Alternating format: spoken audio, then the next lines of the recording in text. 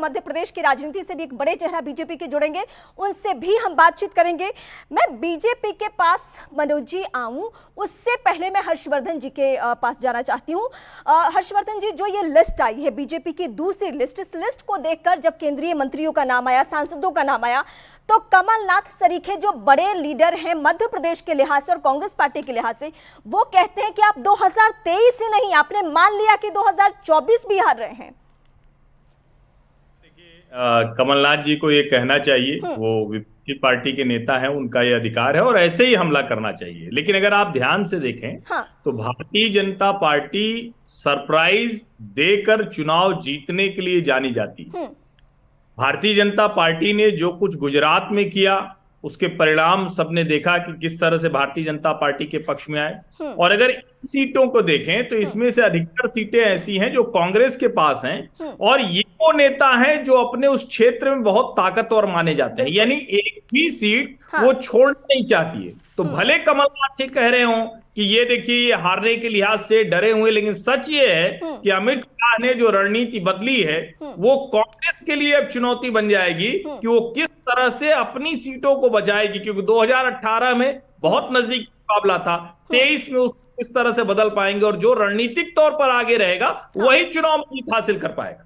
ठीक है, मैं आपके पास आती हूं। अब इस वक्त मेरे साथ कांग्रेस पार्टी के भी लीडर जुड़ चुके हैं। अंशुल जी, क्या वाकई बीजेपी की जो ये लिस्ट है उसको देखकर आप ये मानेंगे कि बीजेपी हार रही है, इसलिए ये लिस्ट दे रही है, इस तरीके से केंद्रीय मंत्रियों को मैदान में उतार रही है, सांसद महोदय सब आ रहे हैं? नहीं, मैं तो एक स्टेप आगे जाके कहूंगा कि ये उनका एक वाले जुर्म है। वो जानते हैं कि शिवराज सिंह जी पे जनता का भरोसा खत्म हो गया है और वो मानते हैं कि शिवराज सिंह जी की जो ये सरकार थी वो प्रचार, अत्याचार और भ्रष्टाचार की थी, इसीलिए ना इस बार वो उनको चेहरा बना रहे हैं। जैसे दूध में से मक्खी को उठा के फेंकते हैं, वैसे जय शाह के जो पिताजी हैं अमित शाह, उन्होंने बोला कि भाई कोई हमारा चेहरा नहीं है। आज वही चीज नरेंद्र सिंह तोमर जी ने भी बोल दिया। वो देश के जी नरेंद्र सिंह, हाँ गृह मंत्री जी, तो नरेंद्र सिंह तोमर जी ने भी आज बोल दिया कि भाई कोई चेहरा नहीं है। और अब इनके पास नई लीडरशिप भी नहीं है कि पुराने लोग जो सांसद हैं उन लोगों को वापस ला रहे हैं। तो कुल मिला के इनका जो कुशासन है अंशुल जी, वो इतना सर चढ़ के बोल रहा है। बीजेपी के चुनावी पैटर्न को बीते कुछ सालों से अगर आप फॉलो कर रहे होंगे तो आपको यह ध्यान होगा कि ज्यादातर राज्यों में वो अपना सीएम चेहरा चुनाव से पहले क्लियर नहीं करते हैं। ये नहीं क्या करते बात कर रहे हैं आप? हर जगह ना हर जगह पिछले 4 बार से मध्य प्रदेश में तो यही बोल रहे हैं कि शिवराज सिंह जी की सरकार, लास्ट टाइम उनका अभी भी उन्होंने इनकार नहीं किया है।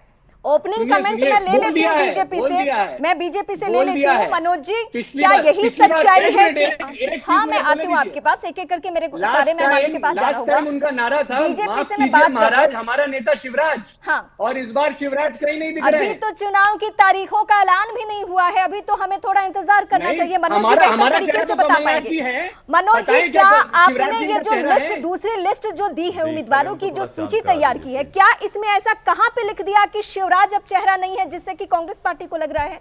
कहीं मेंशन किया है क्या? शायद हमने नहीं पढ़ पाया, मैं ये लिस्ट लेके बैठी हूं, लेकिन इसमें तो कहीं नहीं दिख रहा है कि शिवराज को किनारा कर दिया, शिवराज चेहरा नहीं है।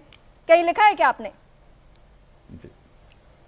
जी और रीमा जी, मुंगेरी लाल के हसीन सपने देखने चाहिए, लेकिन वो हसीन सपने पूरे नहीं होने वाले। भारतीय जनता पार्टी एक कैडर बेस्ड पार्टी है और भारतीय जनता पार्टी का पार्लियामेंट्री बोर्ड डिसाइड करता है और भारतीय जनता पार्टी का हर एक कार्यकर्ता उसको पद नहीं मानता है, कुर्सी नहीं मानता, उसको एक दायित्व समझता है। जो भी ऊपर से आदेश होता है उसका पालन करता है। और ये पहली बार ऐसा नहीं हुआ है कि बड़े बड़े नेताओं को हमने उतारा है। आपको पता होगा कि त्रिपुरा के अंदर प्रतिमा भौमिक जी जो केंद्रीय मंत्री, उनको भी हमने चुनाव में उतारा था। तो ऐसी कोई नई परिपाटी नहीं है भारतीय जनता पार्टी के लिए। हाँ, लेकिन उनके लिए ये नई परिपाटी हो सकती है जिनके पास चुनाव ही नहीं, संगठन के स्तर पर भी जो कमान सौंपी जाती है वो संभाला जाता है। मैं हालिया अपने दर्शकों के सामने महाराष्ट्र का एग्जांपल देना चाहती हूं, जहां पे देवेंद्र फडणवीस सीएम थे, लेकिन जब पार्टी ने कहा कि आपको डिप्टी सीएम बनना है तो पार्टी में कोई नाराजगी हमने नहीं देखी। हर्षवर्धन जी के पास मैं जाती हूँ, आऊंगी मनोज जी आपके पास।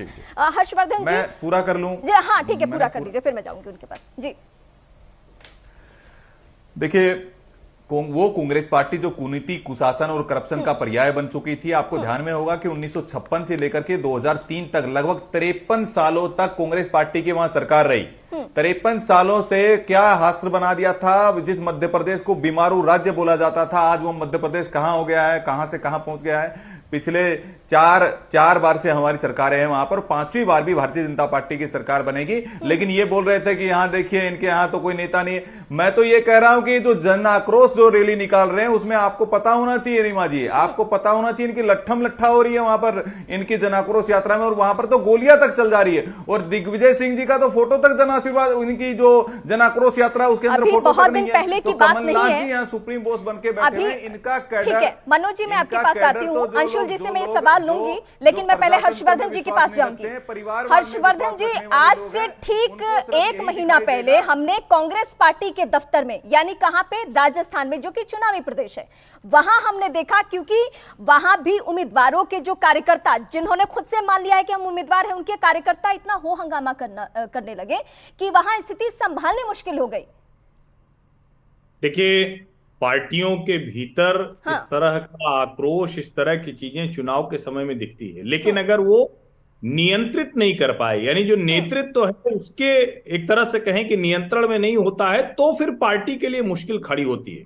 और मुझे लगता है कि कांग्रेस पार्टी के संदर्भ में कम से कम राजस्थान में तो स्थिति बड़ी विचित्र है। राजस्थान में कांग्रेस पार्टी में जो दोनों बड़े नेता हैं, अशोक गहलोत और सचिन पायलट, पहले से ही ये झगड़ा चलता रहा है। और अब ये स्थिति है कि कोई तय नहीं कर पा रहा है। कभी लगता है कि अशोक गहलोत उनकी सुनते नहीं है, और इस तरह से राहुल गांधी ने बोला कि राजस्थान में हम पीछे हैं, हमारे लिए मुश्किल है, तो कई बार ये भी लगता है कि क्या सचमुच गांधी परिवार ये तो नहीं चाहता है कि और कोई रास्ता नहीं है, जब तक सत्ता से नहीं जाएंगे तब तक गहलोत जी को नहीं हटा पाएंगे। तो बड़ी विचित्र स्थिति कांग्रेस की राजस्थान में दिखती है।